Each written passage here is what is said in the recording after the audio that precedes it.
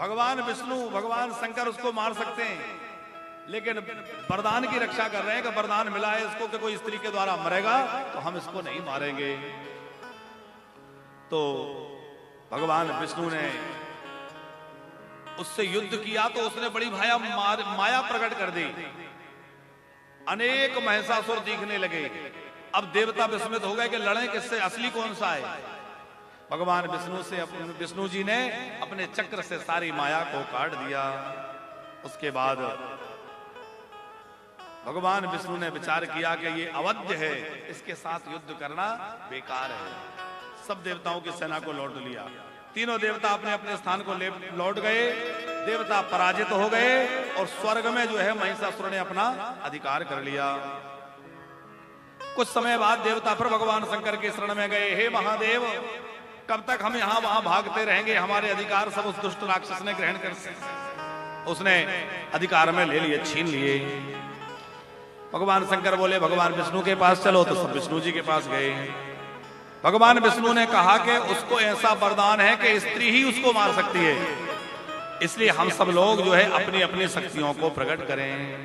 तो सभी देवताओं के अंगों से अद्भुत तेज निकला और वहीं भगवती 18 भुजाओं वाली जगदम्बा प्रकट हुई, तो बड़ी जोर से अट्टहास करने लगी। बोले जगदम्बा माता की जय। भगवती जगदम्बा प्रकट हो गई। देवताओं ने अपने अपने अस्त्र शस्त्र उनको प्रदान किए। देवताओं ने स्तुति करना प्रारंभ किया। नमो शिवाय कल्याण्यै शांत्यै पुष्टै नमो नमः भगवत्यै नमो देव्यै रुद्रायै सततं नमः। हे भगवती, आप ही कल्याणी हैं, आप ही रुद्राणी हैं, आपको बारंबार नमस्कार है, नमस्कार है। इस प्रकार देवताओं ने सबकी स्तुति की। देवता बोले हे माता जी, आप हमें इस दुष्ट से बचाइए, इस महिषासुर का आप ही विनाश कर सकती हैं, आप इसको मारकर हमें अपना स्वर्ग आदि पुनः लौटाइए।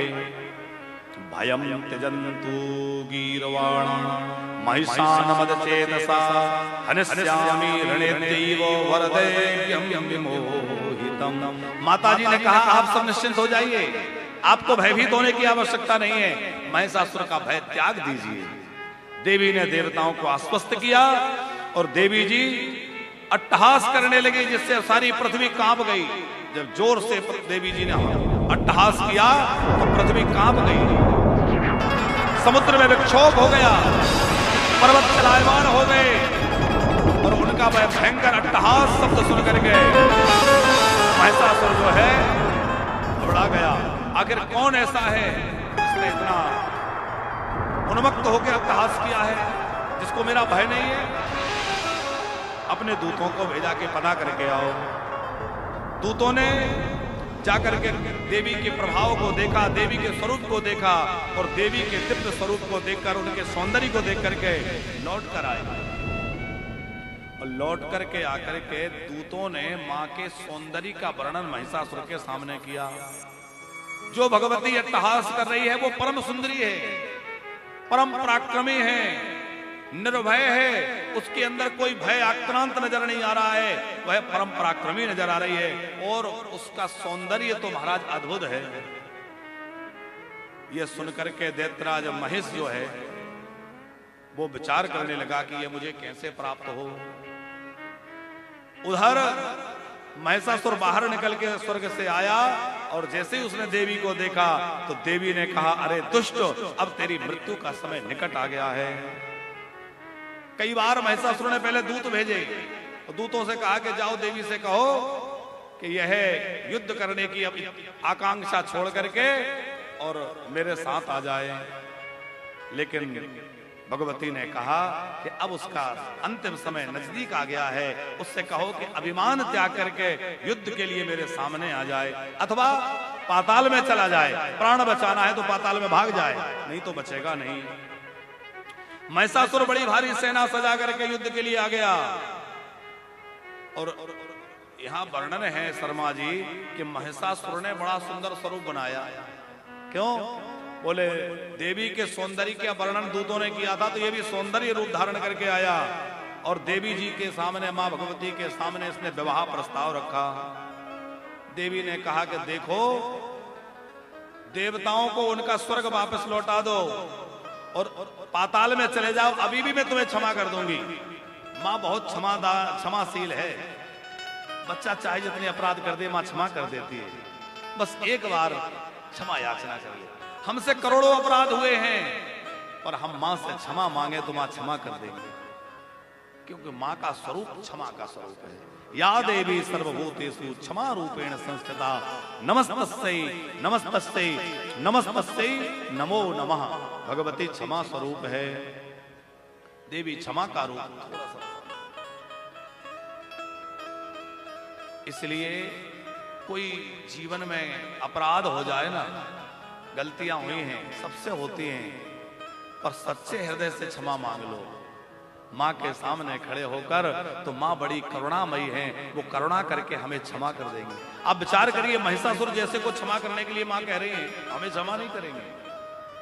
भगवान पूतना जैसी का उद्धार कर दे रहे हैं तो हमें क्षमा नहीं करेंगे।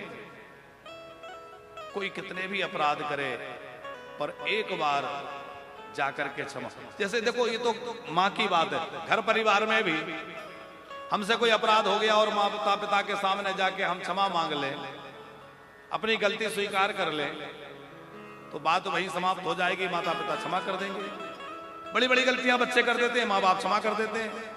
तकलीफ तो तब होती है कि गलती भी करें और क्षमा भी ना मांगे, अपनी गलती स्वीकार भी ना करें।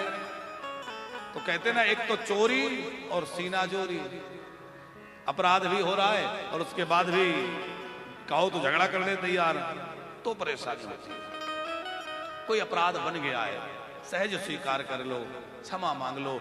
हमसे जो बड़े हैं वो हमारे ऊपर कृपा करुणा करके हमें क्षमा कर देंगे। देवी ने कहा कि लौट जाओ, लेकिन वह दुष्ट कहां मानने वाला था। उसने महेश का रूप धारण कर लिया और युद्ध के लिए भिड़ गया। कभी सिंह बन जाता, कभी हाथी बन जाता, अनेक प्रकार के रूप धारण करने लगा। इधर भगवती अस्त्र शस्त्रों का प्रहार करने लगी, उधर दैत्यों की सेना भी तमाम अस्त्र शस्त्रों का देव सेना पर प्रहार करने लगी। भीषण युद्ध प्रारंभ हो गया।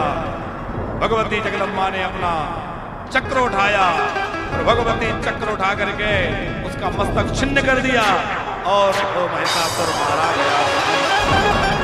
महिषासुर का अंत हो गया। महिषासुर के मरने से देवता सुखी हो गए, जय जयकार करने लगे, मैया का यशोगान करने लगे, पुष्पों की वर्षा करने लगे। देवता जय जयकार कर रहे हैं, बोले जगदम्बे माई की। भगवती जगदम्बा मणिद्वीप में पधार गई और वहां मणिद्वीप में जाकर के विराजमान होने लगी। कहा? मणिद्वीप वही जहां ब्रह्मा विष्णु महेश गए जाकर के स्त्री बन गए थे, वो मणिद्वीप जो है वहां जाकर के माता विराजमान हो गई। महिषासुर का अंत माता ने किया। 18 भुजाएं वाली वो देवी है। आपने देखा होगा दुर्गा सप्तशती जो आती है उसमें प्राय माता जी की जो छवि बनी होती है वो 18 भुजाओं वाली होती है। महिषासुर मर्दिनी जो माँ है वो 18 हाथ वाली है। माँ का अष्टभुजा स्वरूप भी है, 4 भुजाओं वाला रूप भी है, 2 भुजाओं वाला रूप भी है, हजारों भुजाओं वाला रूप भी है, 10 भुजाओं का, 8 भुजाओं का, ऐसे अनेक रूप। माता तो समय समय पे अलग अलग रूप धारण करती है ना। 2 भुजा में गौरा मैया पार्वती मैया है और 4 भुजा में भगवती कौशिकी है। हम लोग जब देवी जी की आरती गाते हैं तो 4 भुजा गाते हैं ना, 4 भुजाधारी। तो 4 भुजा भी है, अष्टभुजा भी है और 18 भुजा भी है और भगवती जगदम्बा की सहस्त्रों सहस्त्र भुजाएं भी हैं। अनेक रूप जब जैसी आवश्यकता पड़ती है माता धारण कर लेती हैं।